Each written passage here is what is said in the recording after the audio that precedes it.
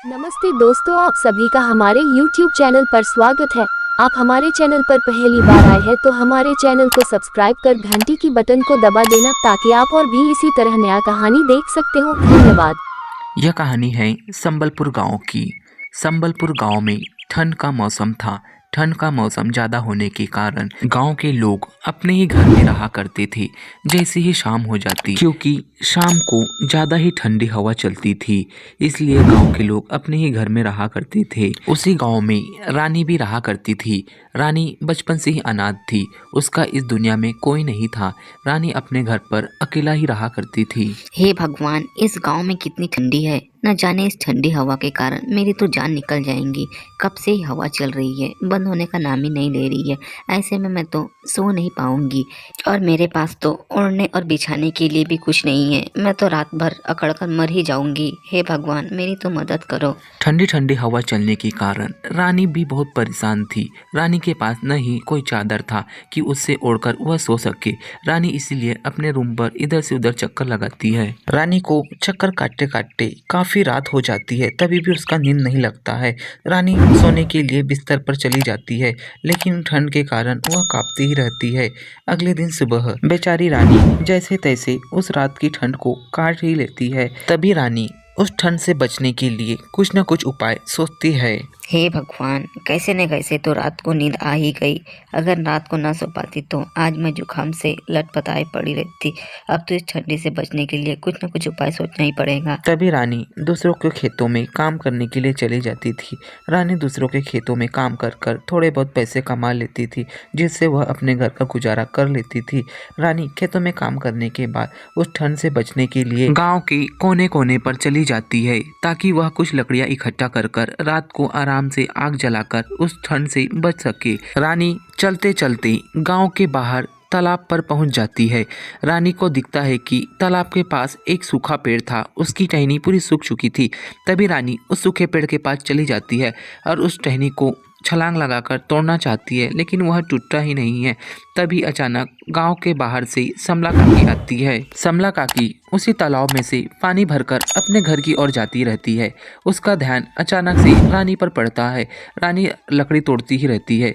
तभी समला काकी रानी को देखकर वहीं रुक जाती है और तभी रानी को आवाज लगाती है। अरे पागल लड़की, क्यों उस पेड़ पर मर रही है? मरना है तो किसी रोड पर जाके मर, फालतू में उस पेड़ को परेशान क्यों कर रही है? तभी रानी समला काकी को चिल्लाता देख समला काकी की आवाज़ सुनकर समला काकी के पास आ जाती है।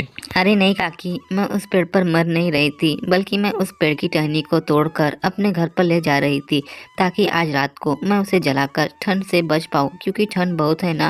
अरे बेटी, मैं तो तेरे भले के लिए कह रही थी। वो सूखा पेड़ अगर गलती से तेरे ऊपर गिर गया तू तो मर ही जाएंगी। फालतू में तू उस पेड़ के पीछे पड़ी है। अच्छे से तू अपने घर चली जा। समला काकी के बार बार कहने पर भी रानी नहीं मानती है। तभी रानी अपनी जिद पर अड़ी रहती है और उस पेड़ को तोड़ने के लिए चली जाती है। जैसे ही रानी उस पेड़ पर कूद कूद कर तोड़ने लगती है, तभी अचानक वह पेड़ की टहनी रानी के ऊपर ही गिर जाती है। रानी अपने साथ साथ समला काकी को भी लेकर गिर जाती है। तभी समला काकी का मटका भी वहीं फूट जाता है। ए भगवान, मैं तो मर गई रे, मुझे कोई तो बचाओ। मेरी कमर टूट गई, मेरा मटका भी टूट गया। हे भगवान, इस कलमुही ने मुझे गिरा डाला। मुझे कोई तो बचाओ। समला काकी रानी के साथ ही गिर जाती है और उसका मटका भी फूट जाता है। तभी समला काकी रानी को भला बुरा करती है। अरे कलमुही, तेरा सत्यानाश हो। तू तो खुद ही गिर गई, मुझे भी गिरा दी। मेरी ही मती मारी गई थी जो मैं तुझे देखकर रुक गई और तुझे दो चार भाषण सुनाने लगी। तेरी भलाई के लिए बोली, लेकिन तूने तो मेरा ही नुकसान कर दी। रानी को अपनी गलती पर एहसास होता है। तभी रानी समला काकी से माफी मांग लेती है और वहां से अपने घर की ओर चली जाती है। रात में रानी अपने कमरे पर आराम करती रहती है। तभी उसके कमरे से ठंडी ठंडी हवा चलती है। रानी इन हवा के कारण ठिठुरती ही रहती है। रानी अपने कमरे के चारों ओर इधर से उधर घूमती ही रहती है, लेकिन हवा कम होने का नाम ही नहीं लेती है। रानी इन हवा के कारण बहुत ही परेशान रहती है। तभी अचानक कमरे के बाहर से कोई आवाज़ लगाता है। रानी इस आवाज़ को सुनकर वहीं रुक जाती है। तभी रानी अपने कमरे के बाहर निकल जाती है। वह देखती है कि उसके घर के सामने एक बूढ़ी औरत खड़ी थी। वह बूढ़ी औरत से पूछती है, अरे अम्मा, तुम इतनी रात को और इतने ठंड में यहाँ क्या कर रही हो? ठंड तो इतनी चल रही है कि तुम्हें तो घर पर रहना चाहिए। तुम हो कि इस ठंड में भी इधर से उधर घूम रही हो। अरे बेटी, मैं तो पड़ोसी गांव गई थी। पड़ोसी गांव में मेरे रिश्तेदार रहते हैं। मुझे वहाँ से लौटते वक्त काफ़ी रात हो गई है। मैंने सोचा कि मैं तुम्हारे घर पर आज की रात रुक जाऊं और मैं सुबह होते ही चली जाऊंगी। क्या तुम मुझे अपने घर पर रुकने दोगी क्या? हाँ अम्मा, तुम मेरे घर पर रुक सकती हो। वैसे भी रात भी बहुत हो चुकी है और ठंडी भी बहुत है। तुम ऐसे में कहाँ जाओगी?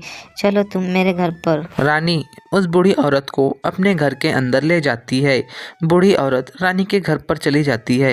रानी के घर पर पहुंचते ही बूढ़ी औरत को ठंड बहुत लगती है। तभी बूढ़ी औरत रानी से कहती है, अरे बेटा, मुझे तो ठंड बहुत लग रही है। ऐसे में मैं कैसे सो पाऊंगी? तुम्हारे पास कुछ ओढ़ने के लिए चादर या ब्लैंकेट होंगी तो मुझे दे दो। मैं उसे ओढ़कर आराम से सो जाऊंगी। नहीं तो मुझे तो रात भर नींद ही नहीं आएंगी। रानी के पास एक ही चादर थी, पुरानी वाली, वो भी फटी हुई। तभी रानी उस बूढ़ी औरत को अपनी पुरानी फटी हुई चादर दे देती है और खुद बिस्तर के नीचे बिना कुछ बिछाए बिना कुछ ओढ़े सो जाती है। रानी ठंड में बहुत ही ठिठुरती रहती है। अगले दिन सुबह रानी जब सोकर उठती है तो वह अपने बिस्तर पर देखती है। वह बूढ़ी औरत उस बिस्तर पर नहीं थी, बल्कि वहाँ से वह चली गई थी। यह देखकर रानी बहुत ही हैरान हो जाती है। अरे इतनी सुबह सुबह ये अम्मा कहाँ चली गई? वो भी मुझे कुछ बिना बताए। मैं तो उसके लिए खाना भी बनाने वाली थी। मैं तो उसे खाना खिलाकर भेजने वाली थी, लेकिन वो तो पहले ही चली गई। और ये क्या, ये बिस्तर पर किसकी ब्लैंकेट पड़ी है? मेरे पास तो ऐसी ब्लैंकेट नहीं थी। मेरी ब्लैंकेट तो पूरी फटी हुई थी। न जानिए किसकी ब्लैंकेट है। चलो अब मैं जाकर खाना बनाती हूँ। वैसे भी मेरे पास तो कुछ सब्जी क्या है ही नहीं। मैं क्या बनाऊंगी? जैसे ही रानी सब्जी का नाम लेती है तो अचानक उस ब्लैंकेट के अंदर से सब्जी की टोकरी निकलती है। यह सब देखकर रानी हैरान हो जाती है। अरे ये तो एक टोकरी सब्जी है और इस ब्लैंकेट के अंदर से निकली है। ऐसे कैसे हो सकता है? मुझे लगता है कि ये ब्लैंकेट जादुई होगी। चलो मैं इससे और कुछ मांगती हूँ। तभी रानी उस ब्लैंकेट से अपने लिए खाना मंगाती है। जैसे ही रानी खाना कहती है तभी उसके सामने एक थाली की प्लेट आ जाती है, वो भी खानों से भरी हुई। रानी समझ जाती है कि यह ब्लैंकेट जादुई है। मैं ऐसा करती हूँ कि गांव में तो ठंडी बहुत है। मैं इन लोगों के लिए कुछ ब्लैंकेट ही मांग लेती हूँ, ताकि इस ब्लैंकेट की मदद से वो गरीब लोगों की भी मदद हो जाएगी। रानी अपने साथ साथ गांव वालों की भी मदद करना चाहती थी, इसलिए वह गांव के लोगों को ठंड से बचाने के लिए गांव के लोगों के लिए कुछ ब्लैंकेट मंगा लेती है। गांव के बाहर समला काकी और बिमला काकी दोनों ही एक दूसरे से बातें करते रहते हैं। अरे बिमला, तुझे पता है क्या, मेरी बचपन से सपना थी कि मैं एकदम श्रीदेवी के जैसे दिखूं, लेकिन मेरी सपना कभी भी पूरा नहीं हो पाई। बड़ी श्रीदेवी दिखने आई। तुम तो श्रीदेवी की माँ की जैसी भी नहीं दिखती हो। श्रीदेवी तो बहुत दूर की बात है।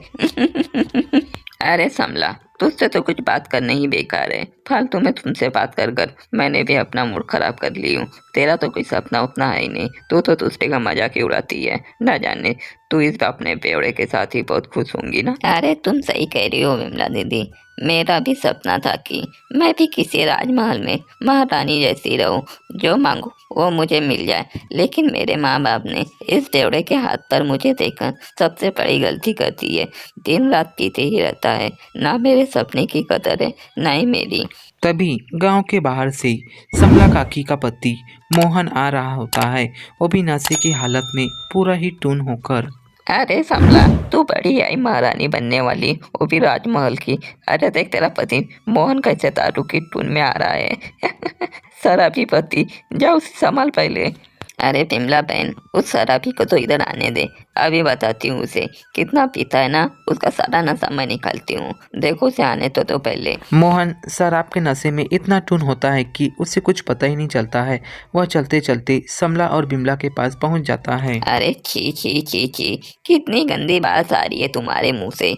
ऐसा लग रहा है कि कुत्ते का मांस खाकर आए हो। इतना शराब पीते क्यों हो? तुमसे अगर सहन नहीं होता तो।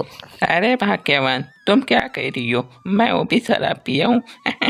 तुम कुछ की बोल रही हो? ये बोतल तो वहाँ पड़ी थी, मैंने कोई शराब नहीं पी है। अरे तुम तो दारू के नशे में कितना झूठ बोलते हो, तुम्हें तो कुछ यकीन होता ही नहीं है। तुम घर आओ, फिर मैं तुम्हें बताती हूँ, अभी तो तुम रहने दो। रानी मन की बहुत ही साफ थी, इसलिए वह गांव वालों की मदद करती है। जादुई कंबल से कहकर कुछ कंबलें गांव वालों के लिए भी मांग लेती है। तभी रानी गांव वालों को यह कंबल मुफ्त में दे देती है। तभी गांव के सभी लोग रानी के घर की ओर चले जाते हैं उस कंबल को लेने के लिए।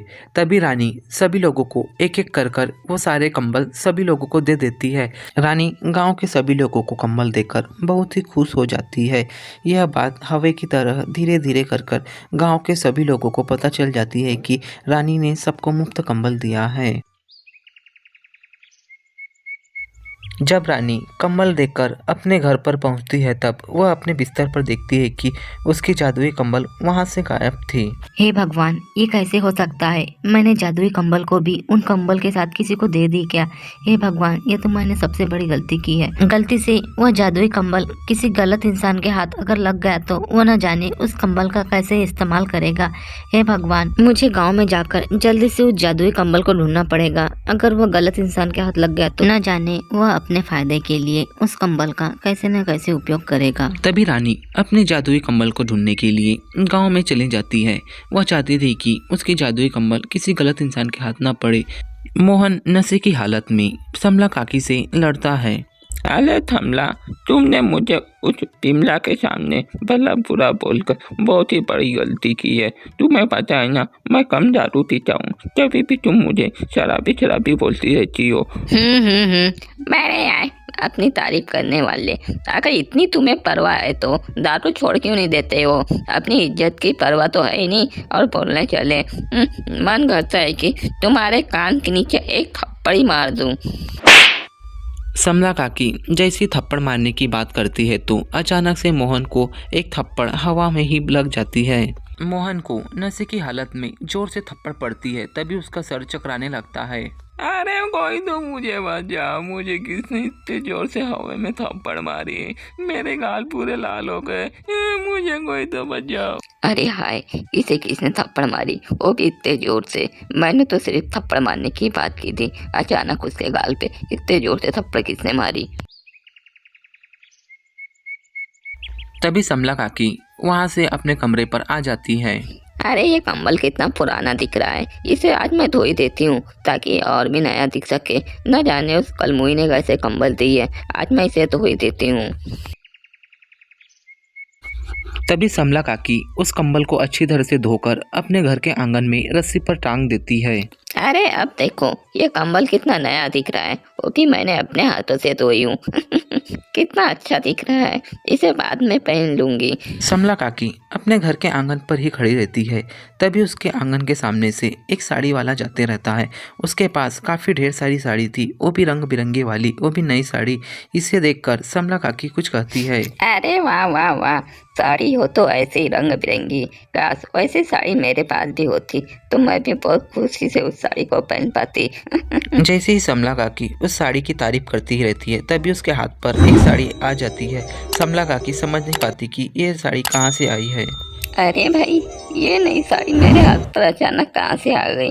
चलो कोई देख न ले, इससे पहले मैं इस नई साड़ी को लेकर चली जाती हूँ। वैसे भी ये साड़ी को तो मेरी ही किस्मत में आना था, कहाँ से आया पता नहीं। चलो मैं इसे ले जाती हूँ। तभी समला काकी उस नई साड़ी को लेकर अपने घर की ओर चली जाती है।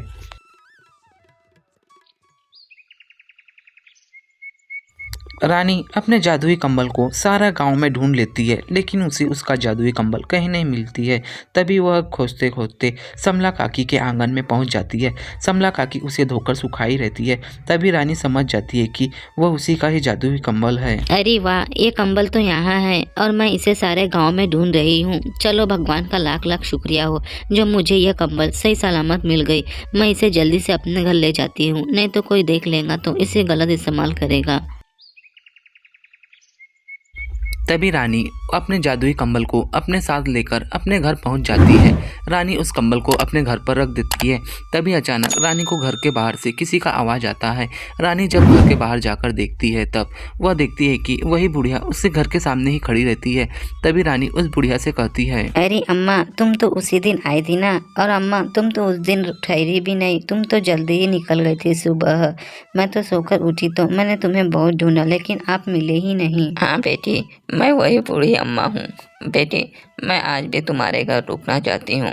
मुझे घर जाने में काफ़ी देर हो जाएगा और देखो ना, ठंडी हवा भी चल रही है। मैं आज भी तुम्हारे घर एक रात रुकना चाहती हूँ।